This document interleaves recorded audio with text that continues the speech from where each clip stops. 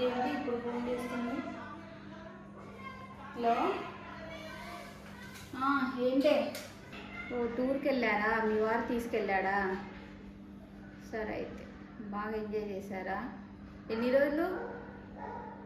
4 డేసా? మా అత్తయ్య రామాయణం జరుగుతుంది, ఆ రామాయణం నాకు చెప్తూ ఉంటే ఇంటా కూర్చున్నాను. మేము కూడా ఇంట్లో బాగానే ఎంజాయ్ చేసాం, మా అత్తయ్య మేము అందరం కలిసి. అమ్మా చిట్టి, ఏం చేస్తున్నావు అమ్మా? కొంచెం నాకు స్నాక్స్ పెడతావా? జంతికలు, కొన్ని చెకోడీలు, ఆ చేత్తోనే కొంచెం కాఫీ, అలాగే కొంచెం వాటర్ కూడా తీసుకురామ్మా. ఎంతసేపు నా చేత వంట చేయించుకోవడం, టిఫిన్ చేయించుకోవడం ఇదే పని. కానీ నీ గోలేంటే? ఏ రోజు నా కొడుక్కి దాన్ని బయటికి తీసుకెళ్ళరా అని చెప్పేది ఏమి లేదు అసలు. ఏంటి ఇన్ని తీసుకొచ్చి పెట్టావు? ఇన్ని నేను ఒక్కదాన్ని తింటాను అసలు. నీ గోలేంటే? ఏంటి నీ గోలేంటి చెప్పు, నేనేం చెప్పాలి ఇప్పుడు? దాన్ని బయటికి తీసుకెళ్ళరా అని చెప్పేది ఏమి లేదు అసలు.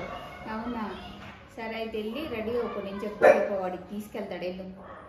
వెళ్ళి రెడీ అవ్వు. నిజంగానా అత్తయ్య? రెడీ అయ్యేనా? సరే అయితే. అత్తమ్మా, నేను రెడీ అయ్యాను.